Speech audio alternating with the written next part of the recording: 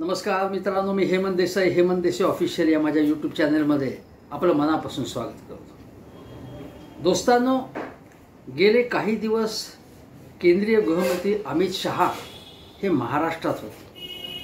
ठिकठिकाणी ते गेले आणि पक्षाच्या कार्यकर्त्यांना, नेत्यांना भेटले, बैठका घेतल्या, सभा घेतल्या, वाटाघाटी केल्या, मित्रपक्षांच्याही गाठीभेटी झाल्या त्यांच्या। परंतु अमित शहा यांनी मुंबईच्या कार्यकर्त्यांसमोर, भाजपच्या कार्यकर्त्यांसमोर एक विधान केलं।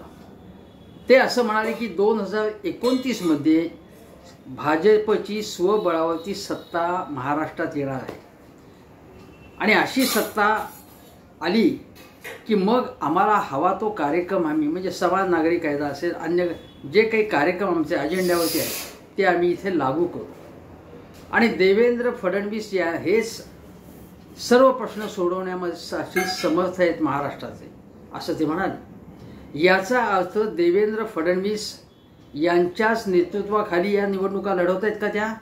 कारण अगोदर देवेंद्र फडणवीसच असं म्हणत होते की एकनाथ शिंदेंच्या नेतृत्वाखाली आत्ताच्या विधानसभा निवडणुका आम्ही लढवणार आहोत। पण फडणवीस सगळे प्रश्न सोडवायला समर्थ आहेत, महाराष्ट्राला प्रगतीपथावर घेऊन जाण्यास ते अत्यंत समर्थ आहेत, असं सर्टिफिकेट अमित शहाने देऊन टाकलं। इतके दिवस असं बोललं जात होतं की अमित शहा हे फडणवीसांवर नाराज आहेत, म्हणून त्यांनी त्यांचा मुद्दामून पाणउतार करून त्याला उपमुख्यमंत्री केलं। त्यानंतर ते केवळ सिंगल उपमुख्यमंत्री नाही राहिले, 2 पैकी 1 उपमुख्यमंत्री राहिले, कारण अजितदादांनी त्यांनी आपल्याबरोबर केलं। आता अमित शहा अचानकपणे फडणवीसांवरती विश्वास दाखवत आहेत का काय माहीत नाही मला, पण आज अशी स्थिती आहे की अमित शहा यांना चांगलं आकलन आहे, ते चाणक्य समजले जातात भाजपचे। अनेक ठिकाणी त्यांनी विजय मिळवून दाखवलेला आहे, पण त्यांना महाराष्ट्रातलं वातावरण बदललेलं आहे याचा अंदाज आल्यामुळे ते या ना त्या निमित्ताने किंवा मुद्दाम होऊन वारंवार लोकसभा निवडणुकीनंतर महाराष्ट्राचा दौरा करत आहेत, कारण त्यांच्या समोर पराभव दिसतो आहे। प्रतिकूल अत्यंत हवा, शेतकरी असतील, कामगार असतील, सर्वसामान्य माणूस आहे तो नाराज आहे या सरकारवर, हे त्याला दिसतंय।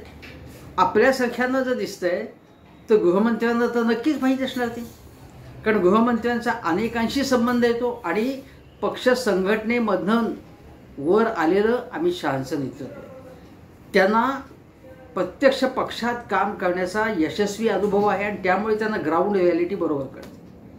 आता लोकसभेमध्ये दारुण पराभव झाला भाजपचा, एक प्रकार म्हणजे सेटबॅक बसला त्यांना, सत्ता आली त्यांची पण कुबड्यांवरची सत्ता आली।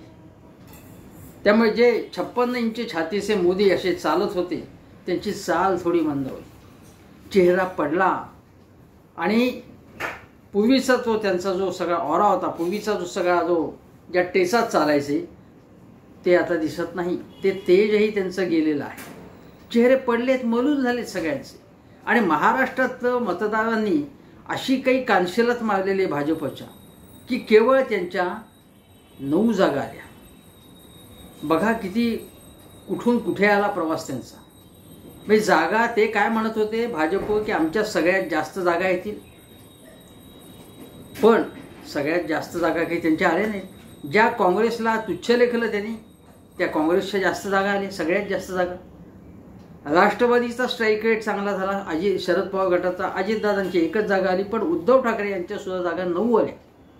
भाजपच्या जागा 9 आणि उद्धवजींच्या 9च आणि एकनाथ शिंदेंच्या जागा 7, म्हणजे 7 अधिक 1 अजितदादांची 8 आणि भाजपच्या 9 जागा, अशा 17 जागा त्यांच्या आल्या। वल्गना काय करत होते ते की 45+ आणि बारामतीसुद्धा आम्ही जिंकतो। बारामतीत धूळ चालली महाविकास आघाडीने आणि महाराष्ट्रात सगळीकडे धूळ चालली, विदर्भात तर अक्षरशः त्यांना म्हणजे त्यांची पळताभुई थोडी झाली, अशी अवस्था आहे आणि अजूनही वातावरण बदललं नाही। मग त्यांची धावपळ सुरू आहे।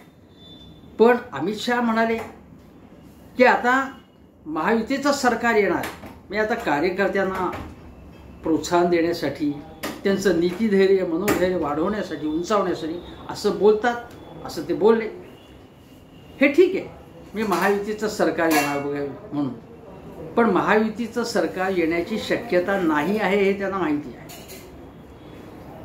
आणि महायुतीचं सरकार न येण्याचं अनेक कारण आहेत. कारण सर्वसामान्य जनतेत असंतोष आहेत मोदी सरकारबद्दल आणि महाराष्ट्रातल्या या मिंदे सरकारबद्दल. कमालीचा संताप आहे, कमालीची आग आहे, कमालीची नाराजी. शेतकऱ्यांना फसवले या सरकारने. कापूस असेल, सोयाबीन असेल, कांदा शेतकरी असतील, यांना महागाईमुळे कंबरड मोडलेलं आहे सगळ्या लोकांचं, हे स्पष्टपणे दिसतंय. आणि हे सरकार केवळ इव्हेंटबाजी आणि जाहिरातबाजी करत आहे. त्याच्यामुळे लोक फसत नाही आहेत. लाडक्या बहिणीच्या योजनेची कितीही हवा केली तरी प्रत्यक्ष मतदान त्या प्रकारे होईल अशी खात्री नाही आहे. त्यामुळे मोदी पुन्हा पुन्हा येतात. आणि शरद पवार तर म्हणतात की जेवढे जास्त वेळा मोदींना यायचं तेवढं जरूर या, म्हणजे त्या मतदारसंघात नक्की पराभव होणार. कारण 19 सभा घेतल्या गेल्या वेळी आणि बहुतेक ठिकाणी दाणादाण उरली भाजपची आणि महायुतीची वाट लागली त्या ठिकाणी. आणि त्याचप्रमाणे यावेळी होण्याची शक्यता, कारण हवा लगेच काही बदलण्याची शक्यता सुतराम नाही. महाविकास आघाडी यशस्वी होण्याचे संकेत मिळतात. अचानक काही घडलं नाही तर.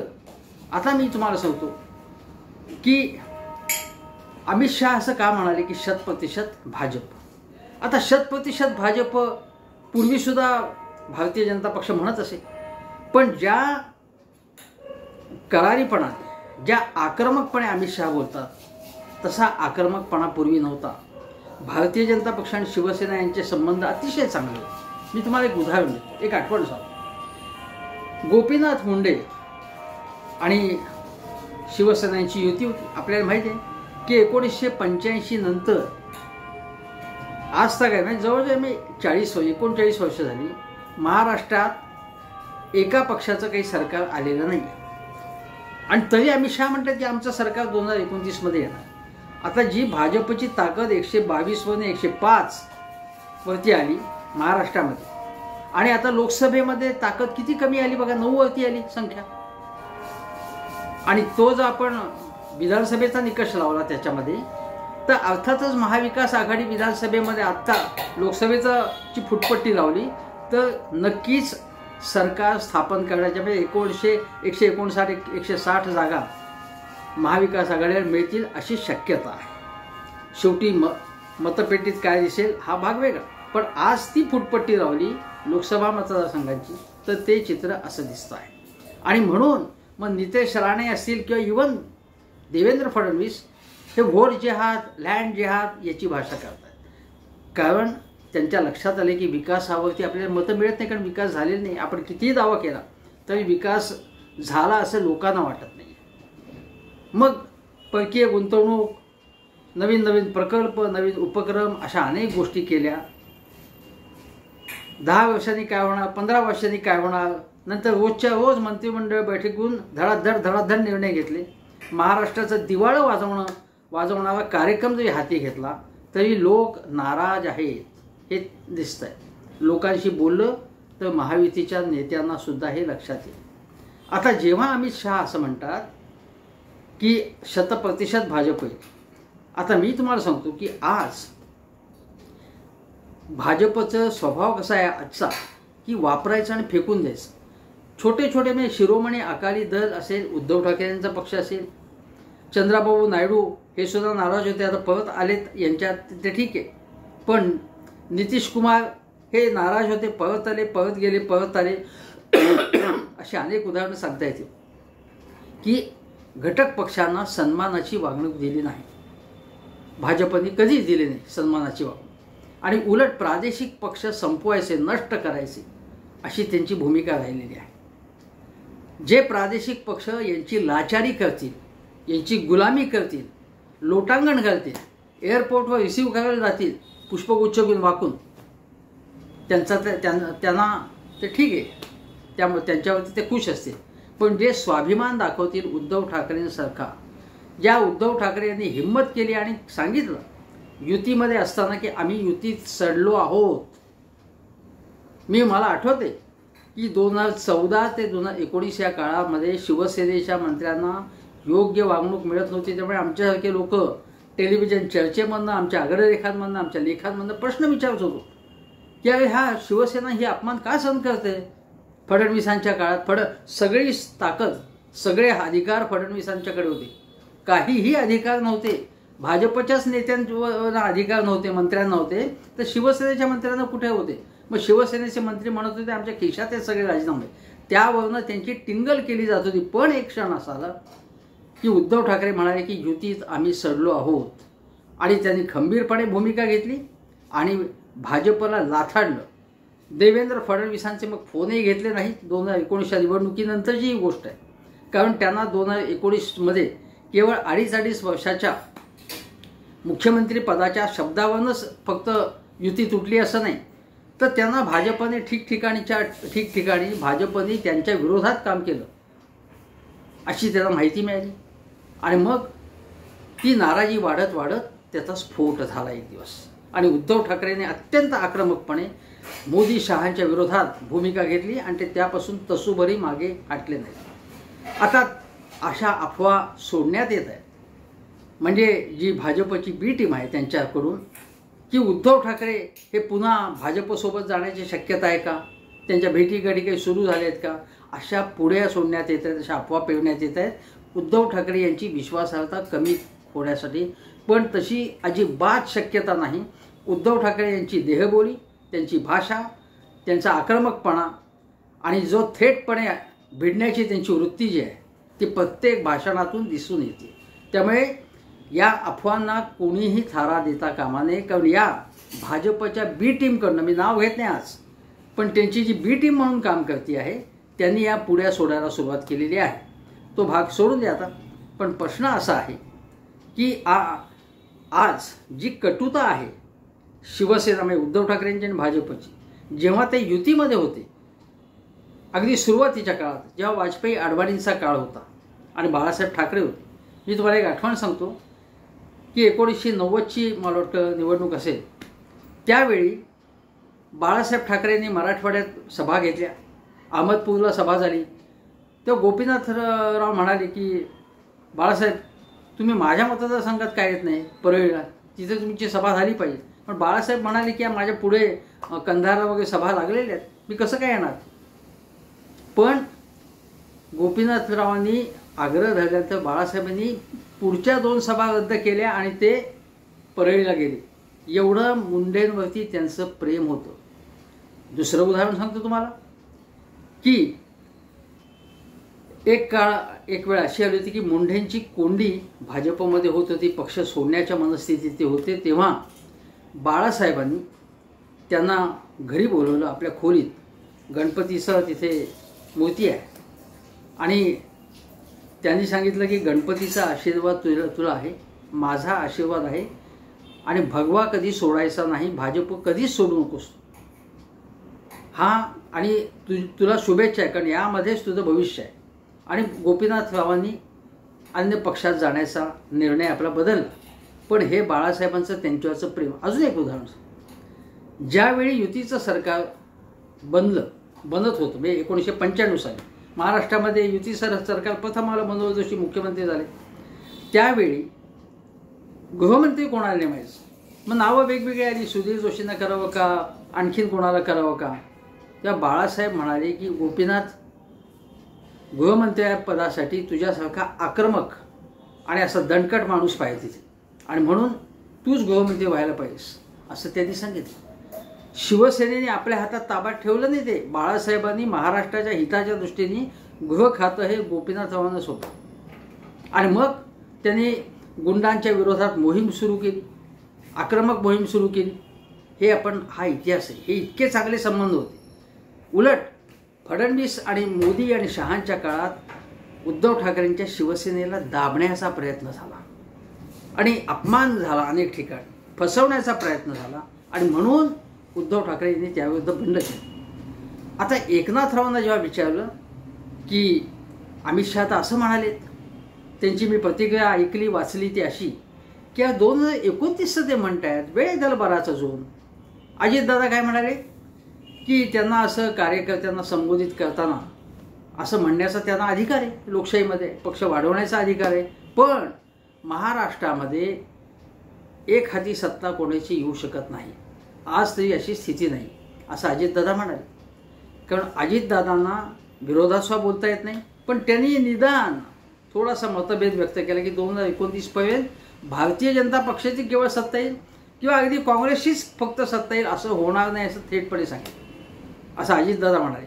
पण तुम्हाला मी सांगतो आता की याच्यामध्ये की हे जेव्हा अमित शहा म्हणत आहेत तेव्हा मनातल्या मनात जेव्हा माणूस हितगुज करतो स्वतःशीच, एकनाथ शिंदेंच्या डोळ्यासमोर आहे आता, तर त्यांचे हात दगडाखाली होते. मग नाही त्यांच्या चौकशा सुरू झाल्या असत्या, अजितदादांची चौकशी सुरू झाली असती, मग काही भ्रष्टाचाराची प्रकरणं असतील मला माहीत नाही, किंवा प्रमाणाबाहेरची संपत्तीचं काही कोणाचं प्रकरण असेल तर तेही माहीत नाही, पण भाजपने असं काही केलं असतं. आणि म्हणून तुम्हाला सांगतो की जेव्हा अमित शहा असं म्हणतात की 2029ला आमचंच सरकार असेल, याचा अर्थ काय की 2024ला आता विधानसभा निवडणुकीत जर आमचा विजय झाला तर मला तुम्ही सांगा, जर 29ला भाजपचं स्वबळावरती सरकार आणायचं असेल तर मुख्यमंत्री एकनाथ शिंदे होतील का? मुख्यमंत्री अजितदादा होतील का? होऊ शकणार नाही. भाजप म्हणेल की आम्हाला पुन्हा आमचं सरकार आणायचं आहे, तेव्हा आमच्या नेतृत्वाखाली 2024 असलंच पाहिजे आणि 2029 पर्यंत आम्ही तुम्हाला दोघांनी हाकलून देणार आहोत, आम्हाला तुमची गरजच राहणार नाही, असा त्याचा स्पष्टपणे अर्थ आहे. म्हणजे आम्ही आमचा जनाधार वाढवणार आहोत आणि तो जनाधार वाढवण्यासाठी नेता आमचा असला पाहिजे. म्हणून फडणवीस हे सगळे प्रश्न सोडवण्यास समर्थ आहेत असं म्हणतायत. हे कोण म्हणते? अमित शहा. आता विधानसभा निवडणुका एकनाथ शिंदेच्या नेतृत्वाखाली लढणार याचा अर्थ काय? काय त्याचा अर्थ काय? काहीच अर्थ नाही त्याचा. म्हणजे त्यांच्या नेतृत्वाखाली लढणार याचा अर्थ ते मुख्यमंत्री होणार निवडणूक निकालानंतर असा होत नाही. मग नेतृत्वाखाली लढणार याला अर्थ काय? कारण जेव्हा एकत्रित सभा होतात तेव्हा एकत्रित सगळ्या नेत्यांची भाषण होतात. एकनाथ शिंदेच्या नावावरती मतं मागणार नाही येते, महायुतीच्या नावावरती आणि मोदींच्या नावावरती ते मतं मागणार. कारण एकनाथ शिंदेच्या नावावर केवळ नावावरती मतं मिळू शकत नाही. आणि एकनाथ शिंदेचे जे ढोल पिट्ट आहेत ना, त्यांना मला असंही सांगायचं की एकनाथ शिंदे काय म्हणतात की माझी असली शिवसेना अजिबात नाही येते, हे हा प्रश्न वेगळा. पण असली शिवसेना त्यांची असेल तर गेल्या 2019ला शिवसेनेला लोकसभेमध्ये 18 जागा मिळाल्या. आता तुमच्या 7च जागा मिळाल्या तरी तुम्ही नाचताय की आम्हाला प्रचंड यश मिळाले म्हणून. आता हा निकष लावला तुमची शिवसेना तर तुमची ताकद 18वरून 7 वरती आली असं म्हणायला लागेल काय? या प्रश्नाचं उत्तर त्यांना द्यावं लागेल. दुसरी गोष्ट अशी की आजच अजितदादांच्या आत्ताच तंबूत घबराट सुरू आहेत आणि त्याच्यातनं पळापळ सगळी सुरू झालेली आहे. दुसरी गोष्ट अशी की आज आपल्याला हे बघावं लागेल की ठिकठिकाणी अमित शहा ज्या पद्धतीने बोलत आहेत त्यामध्ये एक असं दिसतंय त्यांना की आपला कार्यकर्ते अस्वस्थ आहे. अजितदादांसारख्यांना आपण आपल्याकडे घ्यायलाच नको. देवेंद्र फडणवीस म्हणाले की एकनाथ शिंदेंकडे आमची मतं ट्रान्सफर झाली, त्यांची मतं आमच्याकडे झाली, पण अजितदादांची मतं काही आम्हाला मिळाली नाही आणि आमची मतं त्यांच्याकडे कितपत ट्रान्सफर झाली. पण आता ते म्हणाले देवेंद्र फडणवीस एका मुलाखतीत की अजितदादांच्या बाबत जे काही गैरसमज होता आमच्या कार्यकर्त्यांमध्ये किंवा आमच्या मतदारांमध्ये तो 80% कमी झाला. आता 80% 70% हे प्रमाण त्यांनी कुठून काढलं, कुठली फुटपट्टी लावली मला माहीत नाही देवेंद्रजींनी, पण ते सांगायला असं विसरलं आहे की लोकांमध्ये नाराजी आहे याच्याबद्दल. अजितदादांना आपल्याबरोबर का गेलं? कारण त्यांची विचारधारा वेगळी. आणि अजितदादा तर वारंवार सांगतात, तुम्ही त्यांच्या मिटकरी, त्यांचे अगदी जवळचे त्यांचे शिष्य म्हणा मिटकरी, ते सतत बघा हे भारतीय जनता पक्षाच्या विरोधात एक प्रकारे की आमची विचारसरणी वेगळी आणि भाजपची वेगळी दाखवण्याचा प्रयत्न सातत्याने करतात. अशा वेळी मग यांना महायुतीत या यश कसं काय मिळणार? कारण या तिघांमध्ये हा फरक आहे. फडणवीसांनी जवळजवळ मुद्दामून सांगितलं केलं की आम्ही मतं एकमेकांची ट्रान्सफर झाली नाही आमची, म्हणजे लोकांनी ते स्वीकारलेलं नाही आहे लोकसभेला. आणि आता एकदम विधानसभेमध्ये ही मतं कशी काय ट्रान्सफर होतील एकमेकाची? ती शक्यताच नाही आहे, ती कमी अत्यंत शक्यता. आणि अजितदादांना सुद्धा तो कॉन्फिडन्स नाही आहे. अजितदादांची ताकद त्यांच्या मागे किती आमदार आहेत त्याच्यावरती अवलंबून आहे आणि त्यांना सत्तेमध्ये आता महत्त्वाचं खातं मिळालं म्हणून आहे. एक लक्षात घ्या की अजितदादांच्या समर्थक आमदारांमधले काही आमदार गळण्याची तर शक्यता आहेच, अनेक नेते चाललेले आहेत. तसं झालं तर त्यामधनं वेगळे संकेत जातील आणि अजितदादांची ताकद आपोआप कमी झाली की अजितदादांची लाईन निवडणुकीनंतर बदलण्याची शक्यता आहे. किंवा अजितदादांनी जावंच दुसऱ्या तंबूत हळू, विधानसभेनंतर, विधानसभेच्या अगोदर, निवडणुकीपूर्वी नको, निवडणुकीनंतर जावं, अशी ही स्ट्रॅटेजी आहे का, हेही बघावं लागेल. पण आज मात्र अजितदादांची झोप मोडलेली आहे. म्हणजे अजितदादा हे आमचे दीर्घकाळातले सहकारी आहेत असं ते म्हणायला अजिबात तयार नाहीत. ना फडणवीस म्हणतात, व्यक्तिगत संबंध कसे असत ना अमित शहा म्हणतात. आणि उलट तिन्ही पक्षांमध्ये एकमेकांमध्ये मतभेद मोठ्या प्रमाणात आपल्याला दिसत आहेत, हे आपण लक्षात घेतलं पाहिजे. अजून एक तुम्हाला सांगतो, अमित शहा असं म्हणाले, त्यांनी जसं 100% भाजप म्हणाले तसं ते असं म्हणाले नाशिकच्या आपल्या सभेमध्ये, कार्यकर्त्यांसमोर वगैरे, की फोडा जोडा काय वाटेल ते काय, पण प्रत्येक बूथमध्ये आपले 10% तरी मतं वाढली पाहिजे. काय वाटेल ते करा तुम्ही. म्हणजे फोडाफोडी टॉप लेवलला झाली आहे. खासदार फोडले, आमदार फोडले, पक्ष फोडले, निशाणी ढापली, त्यामुळे समाधान झालं नाही, अजून फोडा जोडा असं ते म्हणाले. म्हणजे किती ते असे काय म्हटलं ज्याला हातबल झाले, काहीही करून विजय मिळवायचा आपल्याला असं ते म्हणाले. आता इथे जर तुम्हाला 100% भाजप करायचं आहे तर याच कशा पद्धतीने करायचं आहे की अन्य पक्षातले कसे आणा आणि आपल्या पक्षात घ्या. मग आता युती किंवा आघाडी नको, आपल्या पक्षाचं डायरेक्ट घ्या त्यात. मग त्यासाठी तपास यंत्रणा लावा, मागे म्हणजे राज्याची तपास यंत्रणा लावा, दमदाट्या करा, आमिष दाखवा, एक प्रकारे अशाच प्रकारे ते सुचवत होते. आता ही कशा प्रकारची नैतिकता या मंडळींची आहे, जे गप्पा मारतात नैतिकतेच्या, त्यांची कशा प्रकारची स्ट्रॅटेजी आहे आपण बघा. दुसरी गोष्ट अशी की 2029ला स्वबळावरती भाजप, म्हणजे त्यांना असं म्हणायचं आहे की आता आपण राजकीय तडजोड करणं भाग पडलं आपल्याला. कारण जर आपलं आत्ता इथे सरकार नसतं तर आपला प्रॉब्लेम झाला असता, भाजपची ताकद कदाचित कमी झाली असं वाटल्यामुळेच फोडाफोडी करून उद्धव ठाकरेंचं सरकार पाडून हे सत्तेवर बसले.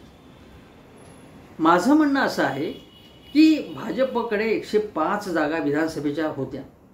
समजा उद्धव ठाकरे यांनी वेगळा मार्ग निवडून ते सरकार स्थापन झालं, ते सरकार न पाडता तुम्ही जर व्यवस्थितपणे विरोधी पक्ष म्हणून काम केलं असतं तर उद्या भाजपचीच ताकद वाढली असती आपोआप. मग भाजपला कोणी नावं ठेवू शकलं, कारण विरोधात बसण्याचा आणि आपल्यानंतर सत्तेवर बसण्यासाठी सर्व प्रयत्न करण्याचा अधिकार आहे. पण तुम्ही तपास यंत्रणांचा गैरवापर केला, तुम्ही दमदाट्या केल्या, तुम्ही लोकांना गद्दारी करायला लावली, हे लोकांना आवडलेलं नाही आहे. आणि हे गद्दारी आणि फोडाफोडीचं राजकारण आवडलं नाही, हे सुद्धा लोकसभेमधल्या पराभवाचं एक कारण आहे. हे लोकांच्या मनातून गेलं नाही आहे.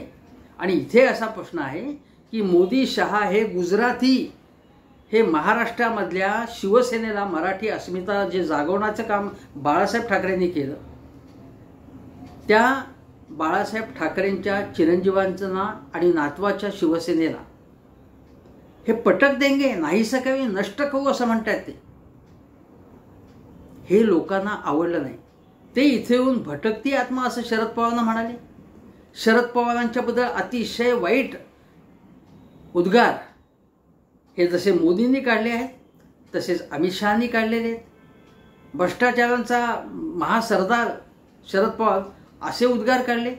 मग ते सदाभाऊ खोत, गोपीचंद पडळकर वाटेल ते बरळत असतात शरद पवारांच्या विरुद्ध. हे लोकांना आवडले नाही आहे.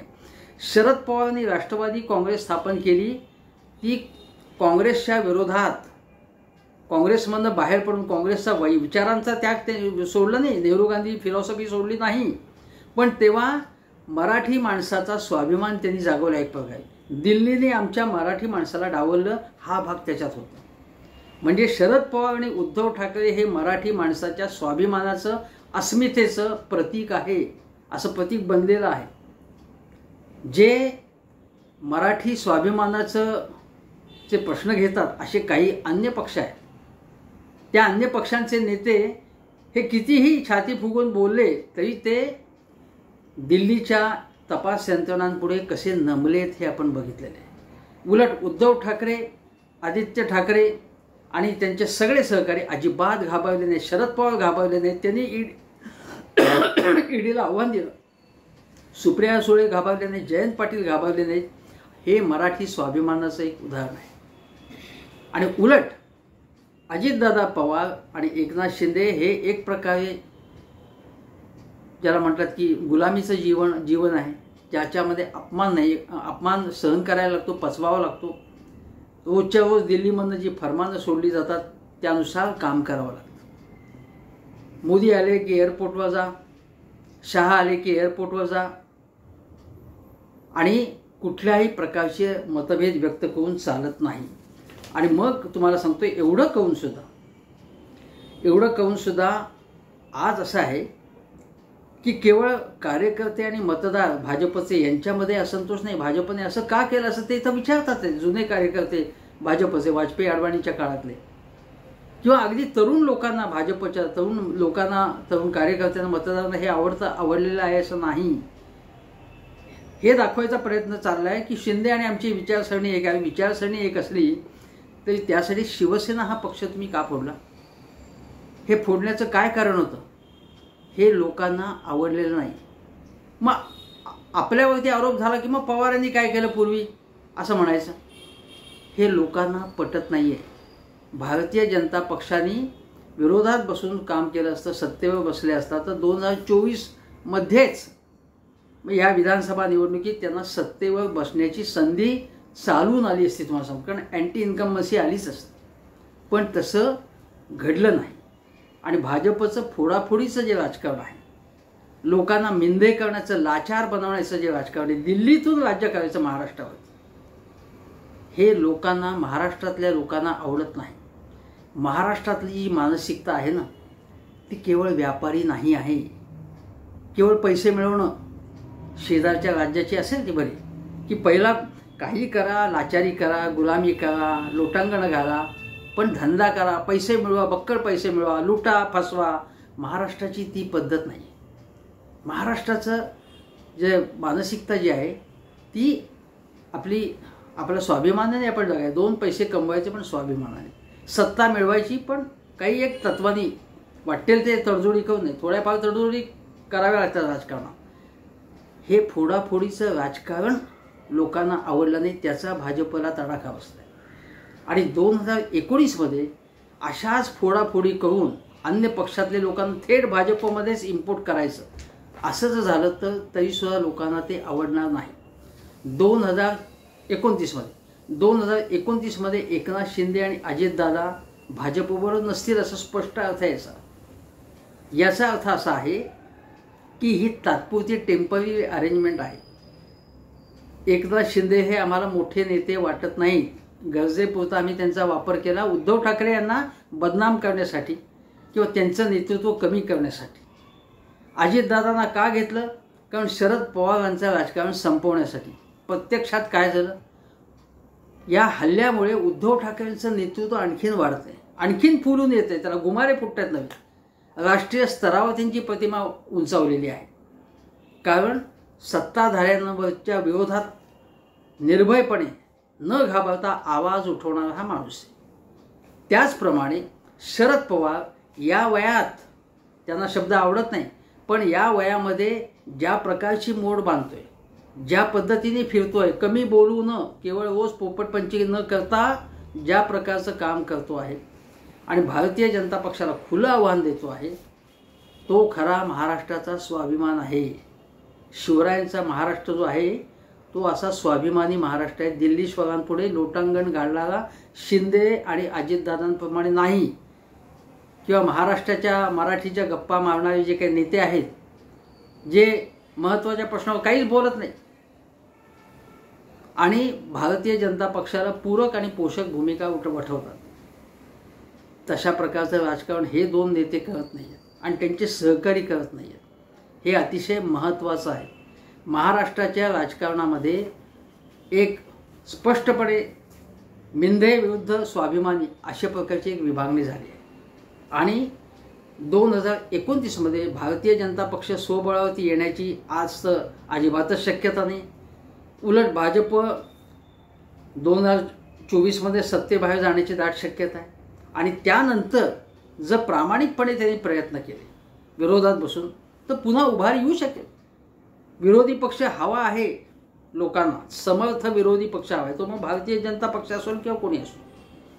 पण सत्ताधाऱ्यांशी आतून संगनमत करणारा, रात्रीचं खेळ चालेप्रमाणे त्यांना रात्री विरोधी पक्षनेतेच भेटत आहेत. मग राधाकृष्ण विखे पाटीलांनी काय केलं बघा, अशोक चव्हाण काय करतायत बघा, ते सगळे भाजपत गेले, राधाकृष्ण तिकडे गेले. एकनाथ शिंदे विरोधी पक्षनेते थोडा काळ होता, ते आतून संगनमत होतं. अजितदादा विरोधी पक्षनेते होते, त्यांचं संगनमत होतं फडणवीसांशी. तशा प्रकारचा विरोधी पक्ष आणि तशा प्रकारचं नेतृत्व लोकांना आवडत नाही. भारतीय जनता पक्षाने गेल्या 2019 पासून जी पापं केली आणि महाविकास आघाडीविरुद्ध जी कारस्थानं आणि षडयंत्र असली त्याच्यामुळे लोकांच्या मनामध्ये अक्षरशः वन्नीजळ आहे, दगदगतोय, संतापले लोक. आणि तो धडा 2024च्या या विधानसभा निवडणुकीमध्येच त्यांना बसेल. अशा वेळी स्वबळाची बाता करणाऱ्या भाजपचं बळ खच्ची होण्याची शक्यता आहे. म्हणजे जे आहे ते बळ सुद्धा कमी होण्याची शक्यता आहे. आणि हे म्हणतात की आम्ही 2029मध्ये स्वबळावरती येऊ. ठीक आहे, त्यांना 2029ला काय होणार, 2034ला काय होणार, 2047ला कसं होणार याबद्दल जरूर तुम्ही विचार करा, सोनेरी स्वप्न बाळगा. पण वास्तवात जर तुम्ही आलात तर हे जे महायुतीचं सरकार आहे ते लाडक्या भावांचं सरकार बिलकुल वाटत नाही लोकांना. त्यावरती लोकांचं बिलकुल प्रेम नाही आहे, आस्था नाही आहे, बहिणींची माया नाही आहे. हे केवळ मतांचा सौदा करणारं, त्यासाठी आमिष दाखवणारं, विरोधी पक्षांमध्ये फोडाफोडी करून गद्दारी करण्यास प्रवृत्त करणारं असं हे सरकार आहे. हे सरकार याच निवडणुकीमध्ये लोक नामशेष करण्याची शक्यता आहे, खेचण्याची शक्यता आहे त्यांना. मग अमित शहा भले कितीही वल्गना करू, पण अमित शहा यांच्या या भाष्यामुळे अजितदादा आणि एकनाथ शिंदे यांची मात्र झोपमोड होणार आहे. त्यांना झोप लागणार नाही, आपलं भविष्य त्यांना शोधत फिरावं लागणार आहे, हे मात्र नक्की. इथेच थांबतो. नमस्कार.